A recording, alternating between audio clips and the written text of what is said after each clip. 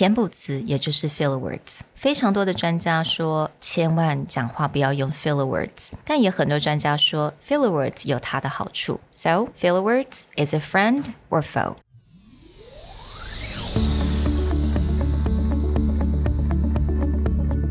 Hello, 欢迎来到 Executive Plus 主管与沟通力的 Podcast.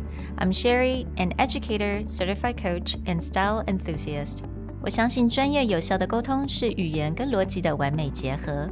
And I'm Nick, a startup consultant, corporate trainer, and late-night gaming junkie. I believe great communication requires the right mindset and solid frameworks. 我们希望带给大家职场英语的技能、跨文化沟通技巧与其他能帮助您成为出色领导者的工具。Join us each week as we share our experience, research, and methodologies to take your communication and language skills from good to great.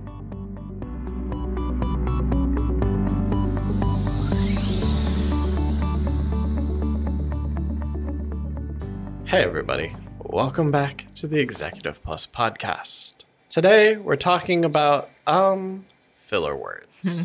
Those little words that sneak in when you're thinking or when you're hesitating in your speech and tend to interrupt the flow. Now, conventional wisdom says that you should practice to remove filler words from your vocabulary. But a study that we read recently sparks a little debate. Sometimes filler words can be a good thing. Filler words 也就是我们所谓的you know, like 像这些啊，都是所谓的 filler words。很多专家都说千万不要有 filler words， 尤其是你在做任何的 public speaking 之前，把这些 filler words 全部都去掉。那当然呢，我们也看到很多的研究指出啊，其实 filler words 它又可以让我们听起来更自然、更 authentic。所以到底 filler words是朋友呢，还是我们的敌人？那当然我们要先讲一下为什么会有 filler words。专家指出呢，其实 filler words 是因为有的时候我们比如说要用一个字，它是我们不太常用的字的 infrequent words， 我们可能要再搜寻一下，我们就会用个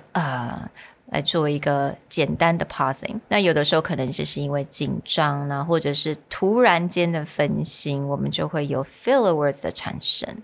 So a study written in 2014 started to look at what do filler words do to other people's comprehension and perception of the speaker. And what they found is that in cases where someone has removed all the filler words, it can often remove authenticity. Now, this is an interesting contrast where I know a lot of Toastmasters groups, etc., will actually charge you for filler words as a way to help remove them from your speech patterns. In fact, listening and editing our own podcast for years has taught me that I used to use certain filler words or certain phrases way too often, and I got so used to removing them that I trained myself to remove them from the vocabulary. But in reality, if someone is too polished, they're too professional, it makes them also feel sometimes untrustworthy because it doesn't seem like it's coming from the heart or it's coming from the head. It's just been practiced and polished. 有的时候你会发现某些人在讲台上面没有任何的 filler words， 你反而会觉得他可能已经是练习过很久啊，或者这个演讲稿是别人写好，然后他就专门去背就好了。那当然这个是所谓的，如果你简单的用一些那当然如果这个时候你加了一些平常可能会用的 filler words， 但是不要太多，那你反而可以听起来更真诚，而且是更是好像 it comes from your heart in more honest way. But I guess here's the funny thing. What is actually too much and what is moderate?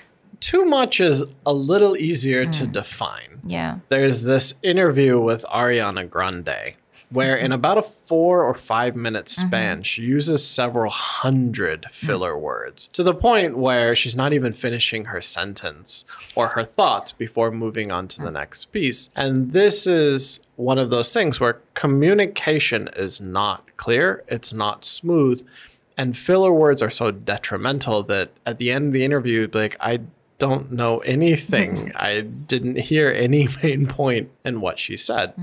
But when we say use with moderation, what does that mean? Does that mean like in a 5-minute speech, I can get away with like 10 filler words?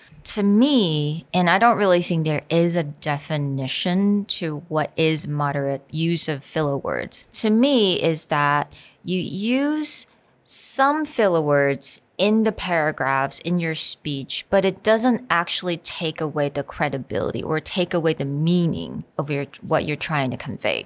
有些人呢，他用 filler words 多到可能每一句里面都有个 you know or like， 那或者是他们放这些 filler words 的地方，它会让那个句子听起来非常的琐碎。It feels like it just bits and pieces information. 但是如果听众他必须要自己把这个琐碎的 information 把它拼凑起来的话，那当然他们就会觉得这个 filler word 就会非常的有点过多了，尤其是它会影响到他们的 comprehension. And I think that's too much. So using filler words as a way to break apart your thoughts is fine, but make sure that you're completing your thought and that you're not switching thinking mode every single sentence. But if a or like slips in there because you need to pause, collect your thoughts, and move on, it really is fine because it's a natural way to pause your thinking. If someone is trying to remove excessive filler words, you may find that there's just awkward pauses in the same place. It's not always that you need to focus on getting rid of your filler words. It's you need to think about what is the structure of what you want to say, or what is your natural way of explaining something, and why does your thought process perhaps completely jump mid-sentence very often. This is going to cause filler words where this is not a filler word problem. This is just you haven't completed your thought. So you need to take a moment to complete your thought and then say what you need to say. Yeah, so I think it comes down to how you structure your thought. If you have a very complete logical speech, like logical presentation, you know where things are going. You don't have to think midway, right? 你在中间不用去想说我到底等一下要讲什么，因为在你在想的时候，这个时候 filler word 就会跑出来。所以当你如果这整个 presentation 或者是你接下来可能要开会要讲的一些话，你已经知道它的步骤啊，或者是它的 structure 是什么的话，其实这个就会减少你必须会用到 filler words 的这个次数。So I definitely think that is something we need to be aware of, because like Nick said, 有的时候某些人他会觉得说，哎，我不能讲 filler words， 他反而会用 pause 去代替。And I think that also could be problematic if there are just way too many pauses.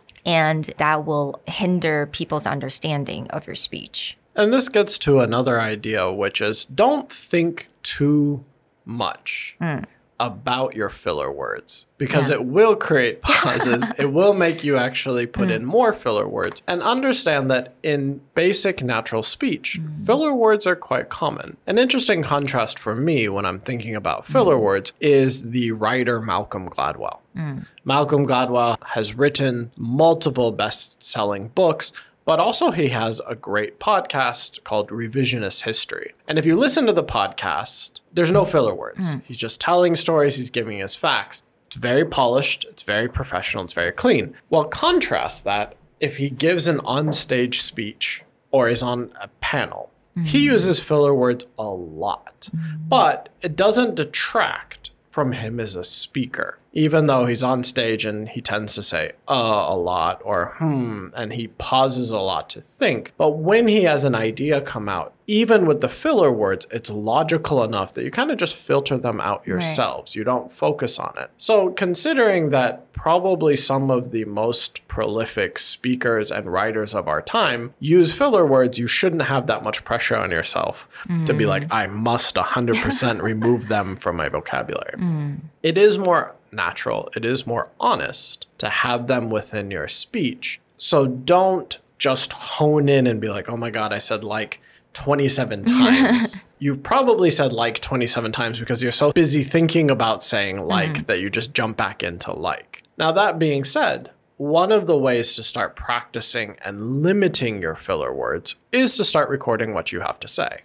and breaking it apart both in, is what I say logical and structured, but then also looking at, is there any place that I'm awkwardly pausing or I'm changing thoughts and now I'm throwing filler words in there? 其实刚刚 Nick 也有讲到一点，那我想要在这个边补充一下，我们的 listeners 听我们的听众观众，那当然不是只有我们 podcast， 就是你站在台上的时候，你的听众你的观众，其实他们不是在听你讲的字，他们是在听你讲的意思。So they're listening for the meaning, the content of your speech, not the words itself. So don't think that they're very critical of all the words that you're choosing. So I think it's okay to feel a little bit more relaxed about that. People aren't there to count how many words, how many mistakes, how many filler words you're actually using. They're listening for the meaning. But of course, if you're using too many filler words that hinder their ability to listening for the meaning, that could be problematic. 那刚刚 Nick 有讲到就是录音嘛，其实 recording yourself 把自己声音录下来大概是一个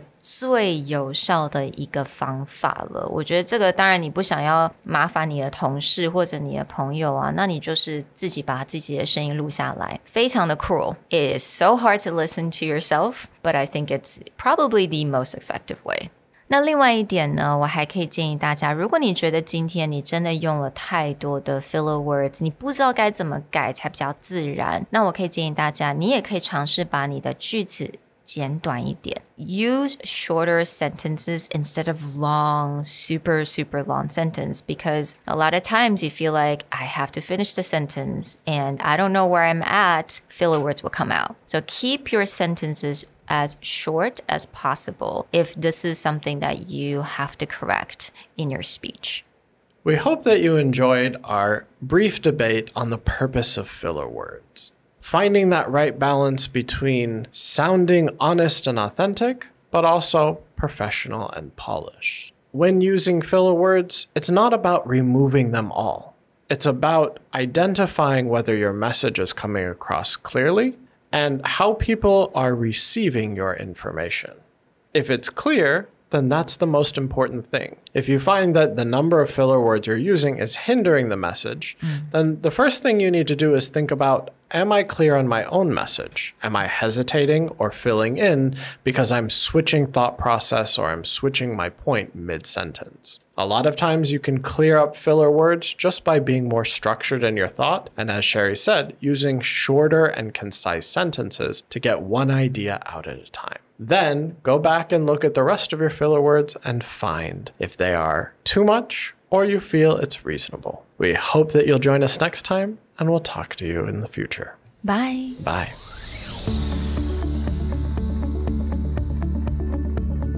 The Executive Plus podcast is a Presentality Group production, produced and hosted by Sherry Fang and Nick Howard. You can search us on Facebook, 主管英文 Executive Plus. You can also find us on Instagram, Communication R&D, and email us at sherry@epstyleplus.com.